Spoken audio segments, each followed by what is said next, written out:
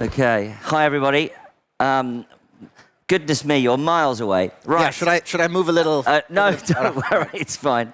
I'm sure the cameras have sight lines. My name is Mike Butcher. I was a editor-at-large for TechCrunch for many years, and now I'm launching a new media company called Pathfounders.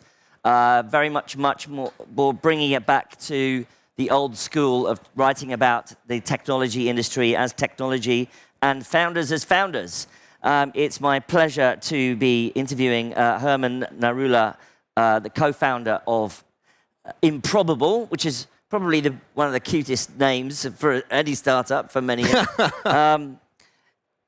We're going to kind of go over a little bit of the history of what Improbable is and was, and what it is now, because I think it's quite interesting that there's a real pivot moment, I think, where you've really kind of changed what you do, and it's quite interesting to hear about why you've done that. But just going over things, you know, you raised, I think, was $850 million back in the day. A little bit less than that. A little bit less, yeah. So maybe 600. A couple different ventures. So for Improbable Core, we raised about 600 million. Yeah. And then recently for M Squared, we raised another 150 million, which has also led to the Somnia blockchain. And SoftBank put 500 million in. Yeah. So and they also recently reinvested along with Andreessen in our crypto business. So but back in the day, that was very much more oriented towards what was called the Metaverse to some extent. And you built what was a very innovative gaming engine to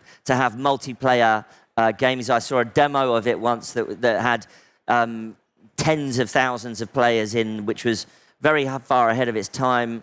But do you feel that you went down a rabbit hole and a kind of cul-de-sac with that technology? Or do you feel like it just was part of the journey?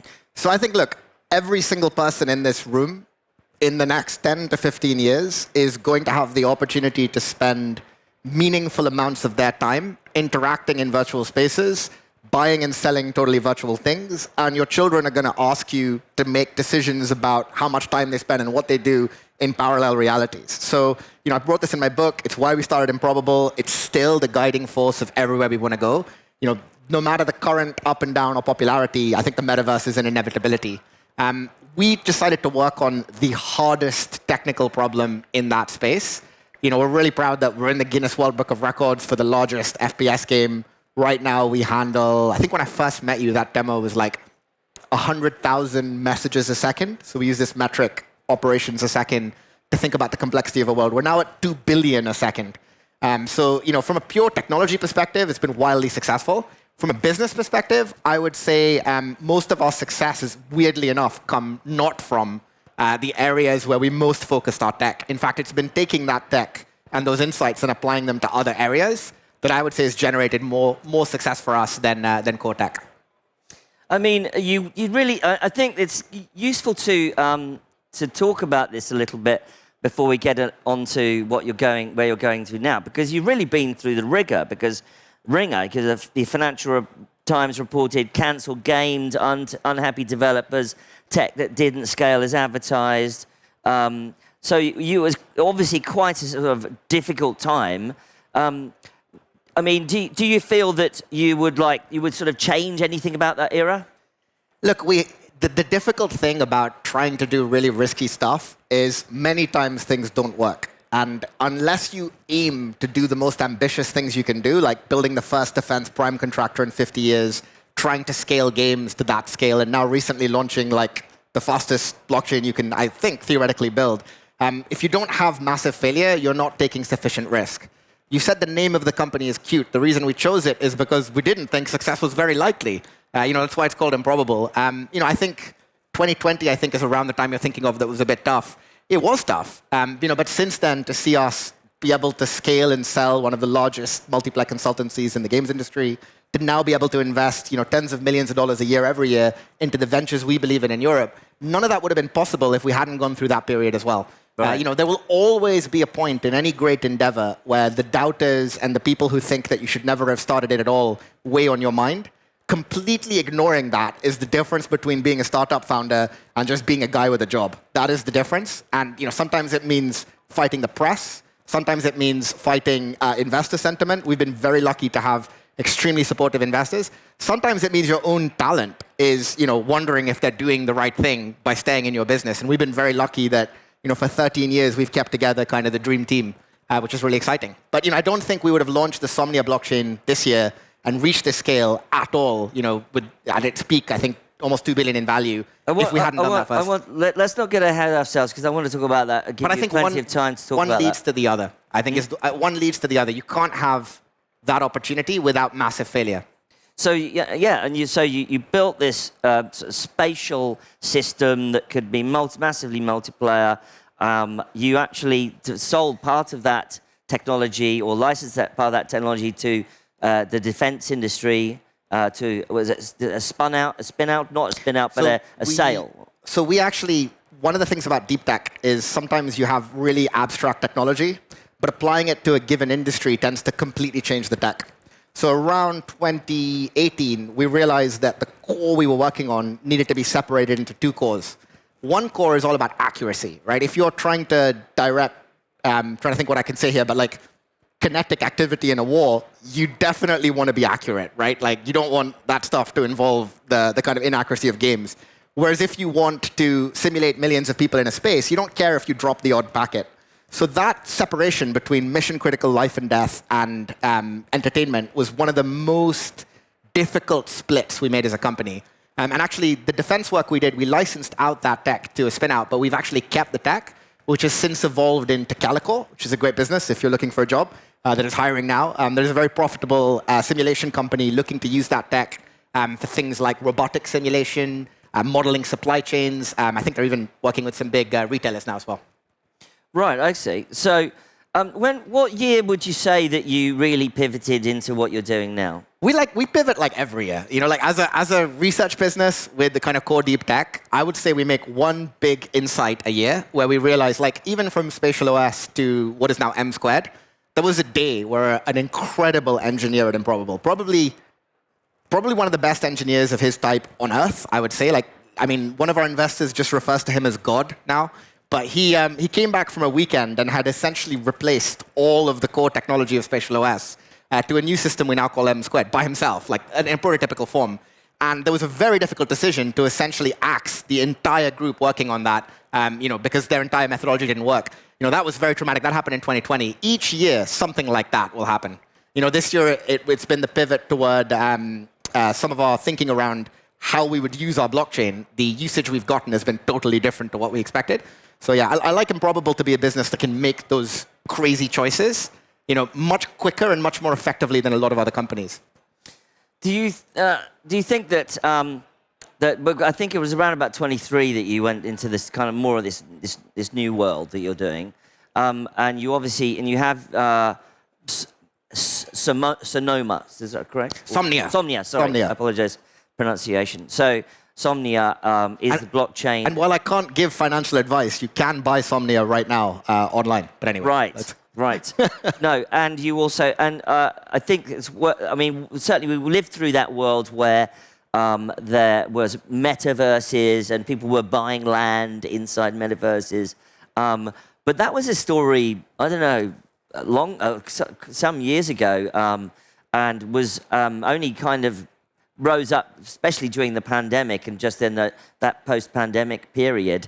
But, we know that Mark Zuckerberg parked the metaverse, went into AI, Apple metaverse glasses have not really taken off. Do you feel like you're kind of flogging a dead horse? So let me ask you an interesting, intuitive question I always love to ask journalists, because it's a good question to ask, is if we take only those games or worlds where you can hang out socially, where you can deploy a world of your own, so like the metaverse, and where you can move items between them, if we take only those, how many people do you think are in those games right now? Rough estimate. Well, the numbers I saw were really low. It's about 500 million people a month, if you include the titles I'm thinking about here, which is like Roblox and Fortnite, which both call themselves the metaverse. Right now, probably like tens of millions of people, while I speak to you, are engaged right now. Roblox is very different from a crypto. No, but Roblox actually does all of the crypto stuff internally. So they have their own currency, Robux. Yeah. They have their own trading system. They have their own ways of buying and selling stuff. Crypto is really the tool of the upstarts who want to make those economies work without already having massive user bases. And the reason for that is really that there's a very powerful network effect in virtual worlds. I talk about this a lot in my book. But once you own the platform, you have no incentive to free the economy to other people. You really want to own every dollar you can possibly get. And so Robux are kind of like the company coin of that ecosystem. For us, our vision and why we built the Somnia blockchain is eventually, when the metaverse in the truest form becomes a thing, people are going to want to own everything. They're going to want to have end-to-end control over the businesses that they build so that they can get decent multiples. And that's, I think, where crypto goes in terms of the future. Right. But yeah, I agree. The crypto land craze, we weren't part of that, thankfully. Some of our customers were. That was a really wild period. I think one customer did $1 billion in land sales in 4 days. They called me up to tell me, and I was like, I don't even know how to react to that. Like, that was completely nuts. But these things, I think, come in cycles and will come again. Well, I mean, and also we're seeing with the wider economy experiencing some shocks in the stock market. We're seeing crypto prices down as well. Is that concerning to you? Look, I think when crypto prices are up, it's good for crypto because there's a ton of attention and people should get involved and they tends to draw in more people. I think when crypto prices are down, it's great for crypto because then you can build stuff, then you can buy crypto coins cheap and easy. It's one of those things where, like, if you told me, would I be a buyer of internet stocks in 2000? I would be. Would I be a buyer in 2001? I would be. 2002, yes. 3, yes. 4, yes. 5, yes. These fluctuations, when taken against a larger gain, like right now, I think Andreessen Horowitz released something. The number of people in India or Nigeria that are currently using stablecoins for payments has exploded. In Turkey as well. So I think this is going to be one of those moments where we see a huge narrative flip in the next couple of years, where crypto is just going to eat payments, probably become a better way to IPO your company as well. So a longer conversation. And I think the technologies have been holding it back. We're really excited that that's where we've chosen to focus. It's weird that the same technology insight that goes into building a defense simulation for Ukraine, that goes into building a virtual world, and that goes into a crypto, that's all the same insight is like a really strange reality. I was just thinking about that earlier with my team. So I think, the tech has held it back, but yeah, for me, I'm a huge believer. I mean, how mainstream do you want to take this? Because at the moment, it still seems still relatively niche activity, Crypto is not niche in the global south. I think where you have currency instability and a desire for people to own dollars. I'm talking about your platform specifically. Oh, Somnia has only been live for like 2 months, but we're already at top of ChainSpect. We're at 1 million transactions a second. So you could take all of the transactions currently happening in every competitor, multiply them a few times over, and not reach the capacity. And it's your own blockchain. It's not built on Ethereum or anything. No, it's an EVM-compatible blockchain built by a group called the Virtual Society Foundation that kind of, because of the way this works, they sort of left Improbable, and we have built the technology to support it. So you've gone from building your own metaverse to a crypto play to now a venture builder. I think, how would you describe what Improbable is now in a sense? So we're a venture builder. Each of these things is different companies. But is it a venture builder specifically in crypto or any kind of tech? If you like distributed systems, if you like any of the root problems that go into the really risky, really hard technology that'll build the infrastructure for the future, and you're looking for a crazy investor that is willing to do those things nobody else is willing to do, come to us. That's who we are. And I think in Europe, we're probably the only ones with that level of risk. So who in your portfolio is doing AI? In our portfolio, sorry, did you ask which companies are doing AI? Well, you're a venture builder, so yeah. You have a portfolio of companies, so who's doing AI? So probably the most prominent is a company called Roju, which is still in stealth, but is already profitable, and it's building kind of, without spoiling things for the founder, they're building kind of the tools to help massive private equity companies figure out how and why they should buy companies given AI disruption. And that has been the fastest single growing thing I've ever touched. I've never seen something have no employees and reach $1 million of revenue before, but there's a desperate need for understanding in that sector. We've stayed away from fundamental model work. We've just launched something called, I think they've changed the name now, but MASH, which is really a way for anyone to quickly generate 3D models and then cache the results so that, a bit like Wikipedia, you can first see the models people have generated. That's more of an open source group being built by our Metaverse team, but we've tried to stay away from foundational models, which is really about massive expenditure, and think more about the last mile. How do these models become useful? If I had an insight for people in the room, it would be like, no one has actually built a game yet, even in 5 years, that has meaningfully used LLMs and been successful.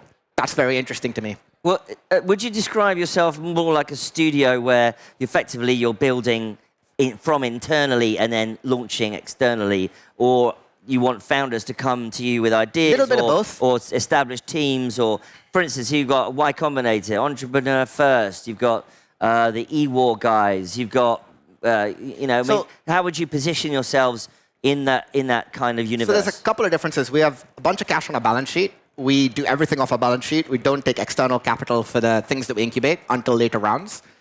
We make all the decisions ourselves as a close team, and we have total control over our business, which is great. We sit on the boards ourselves. There isn't like a bunch of random people who will come on your board and waste your time. We tend to only back things that fit in the ecosystem vision we're moving towards. So right now, we're very focused on things that can be blockchain adjacent, just because that's where our expertise is focusing, or on the more industrial AI side. And we're very weird, unlike a VC, in that a VC will typically talk to you every 3 months and ask how you're doing from their ski chalet or whatever. We're available 24 hours a day on the phone, dealing with everything from helping you interview someone to legal contracts to other pieces. We get stuck in, and we're incredibly honest with founders. We've helped people I think one thing we're proud of is we've helped people shut down their company when it was a mistake to even attempt it before they've burned tons of money. We do balance internal and external development. Typically, we'll only invest externally if the founders are absolutely cracked. Like the team from Fan3 that we invested in earlier this year, great crypto ticketing business. They're on fire, and that was the best deal. I think that'll be one of the best deals we've ever done. So what's your opinion then right now of where we are? Obviously, you've been in the tech industry some time now. So do you have a sort of an overall view? I know that you are somewhat critical of how VC operates at the moment. What are some of your main thoughts about the market right now? It's late 2025, going into 2026. You're obviously very bullish on the blockchain and crypto side of things. What other things are you thinking about? So look, I think the way to make money and to create value is to do the thing that probably is valuable, but if you were to ask 10 people, 5 of them wouldn't be so sure. Then there's actual alpha. And I think if we were to poll everybody at Slush about crypto, people already have strong opinions. Half of them would be like, it's bullshit, it's full of scams. The other half would say it's the future. That makes it interesting, and there's an opportunity to build. AI, for me, is just over-congested with brilliant people. I don't know if I'd want to compete with Demis Hassabis and Sam Altman and all of these people who have an army of infinitely remunerated people burning incredible amounts of money, several Manhattan projects a year or something at this point. So I would say for me, that space is highly congested. I'm interested in the margins. I do think applied AI is really interesting. So all of the cool applications people are going to build with models, I think are really powerful. I'm also a huge believer in open source AI dominating closed source AI. If you looked at some of the data currently, it's very clear the Chinese models are, even for companies like us, they're pretty much good enough. And I think that's going to become a huge geopolitical issue. So you're more of a believer in open source? I am more than a believer. I think if we do not create a world where we have open source AI winning and on-chain, mostly private transactions where people can have ownership, we will live in some sort of gilded tyranny. Because AI, especially closed AI, makes it too easy for one person to have power over many other people. That is the only risk we should all be afraid of. And open source AI levels the playing field. It means at least, I get the same thing you get. Maybe I don't have the compute, but I have the same level of intelligence available to me. It's still pretty, some of us have downloaded DeepSeek onto our laptops and run it locally, and other kinds of models like that. It's still not super consumer friendly, though, is it? No, it isn't. And I think part of what will happen is European startups particularly have an edge.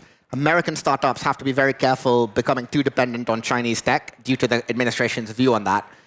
But you will start to see applications that embed these models. I don't personally believe, with the exception of a couple companies like ChatGPT, I don't think people are going to mostly use chatbots directly. I think they're going to use interesting applications that are flavored towards a given domain, medical, industrial, whatever. in terms of open source AI, there are a couple of things to bear in mind, though, which is no matter how hard it is right now, you have to remember in America, the closed source labs are barely publishing. They're refusing to share information with each other. In university, if you want to study AI, you literally can't work on cutting-edge research. You don't even have the compute in a European university or an American one. In China, if you're in university, you get cutting-edge compute, you get to work with the best models, and everyone is sharing information. So I personally believe that sharing will eventually produce better answers than hiding. So you think China's going to win? As things currently stand, it seems that way. That if by winning you mean develop the most used models in generative AI, yes. If by winning you mean beyond that, it's hard to say. I think a lot depends on Taiwan. I think there's I would take 5-to-1 odds that there is some sort of geopolitical clash in the next 3 years. I think if that happens, then our entire chip supply chain goes to crap, and then it's a free-for-all. Right. So, well, that's exciting. So, I mean, I know also you're very passionate about founders and entrepreneurship, and you've had some sort of political statements and thoughts. You've engaged, you've attempted to talk about that in some of your writing and your social media posts. How do you feel right now where Europe is in terms of, because obviously there's a big discussion at a political level. You have populist movements talking about immigration and immigrants, whether they be certainly on the right wing of populist movements, populism. We've got immigration from the global south because of climate change. And we've also got governments who are having to deal with difficult public finances. They are maybe taxing us more. You've talked about potentially, switching countries because of your thoughts on that. What kind of, what do you think, how we should think about this kind of stuff as entrepreneurs and as founders? Look, I think we have to solve this problem because without growth, everything goes to fuck. Excuse my French, but without growth, there's no taxes for public services. So we can keep cutting up this sad pie into thinner slices. We can keep taxing me, you, other people, but it's just going to get smaller and smaller and sadder until we're arguing over the last sandwich together and who'll get it and who's default. And it's very seductive. The politics of cruelty and blame are a great drug. They're like the political equivalent of cocaine. You feel great for 15 minutes, and then you regret all of your actions for years later. I think in practice, growth is the only answer. And we have to find a way as founders and also as politicians and journalists to encourage a pro-growth and pro-risk-taking mindset within European economies. And simple things can do that. Like, let's not over-legislate on things like AI. Let's allow for people to distinguish between inherited wealth and risky wealth, right? Those are the things that I think will create like a genuine environment. And the immigration debate's funny to me on some level because, not funny because it doesn't involve huge amounts of human suffering. That's terrible. And as an immigrant myself, I hate it. But funny because right now everyone is telling people that immigrants are going to take their jobs when very obviously robots are going to take their jobs. So I'm looking forward to the switch in populism a few years from now to becoming the Luddite party. It's quite clear how, certainly if you look at the election of Trump and the Trump administration, his inauguration with all the big tech players there, the right wing of politics has somehow managed to capture the future technology players. There doesn't seem to be any response on the left wing. Well, I think the left's primary tool set was shame for like a decade. It was to create compliance towards what were not really shared values, but which were the most extreme version of values that I think we could all agree on, but they got extreme, using shame. So if you were like a moderate, like tech person or whatever, you had journalists essentially telling you were bad, or you could go right-wing and then be embraced by a group of alternative media that would support you, right? And so I think for a lot of people, there was a cynical calculation of like, do I go with the people who hate me, or do I find a new home? And in some ways, the extremity of the left is what has now created the extreme right. And we need to find our way back to center. And I don't know how we do that. I'm a big fan of the Lib Dems in the UK, for example, because they're like in the middle. They're not like reform with the crazy deport everyone, and they're not like Labour with the crazy tax everyone. So like, there's got to be like a middle where we tax people somewhat and we keep our borders sort of safe, but we don't, go crazy. Right. Yeah. Well, fair comment, I would say. Just in the last 43 seconds, if Improbable disappeared tomorrow, what would be your sort of single non-financial legacy you'd like people to, remember? There's so many there's so many companies that have started from people that have left Improbable. There's so many problems we've been the only ones to attack, and so many more that we're now working on. I would say I'm sanctioned by Russia because of our defense work. I would say I'm pretty proud of that. Although I'd like to visit Russia sometime, I don't think that's going to happen anytime soon. I think we should be known as the company willing to take the risks, willing to attempt the problems that so few others were. And if we win, it'll be because, win perhaps more than we have, will be because one or two of these things turn into exponential returns. Well, unfortunately, we're running out of time, but Herman Narula from Improbable, and from me, Mike Butcher from Pathfounders, I hope everybody has a great conference, and thanks so much for coming to Slush. Thank you. All right.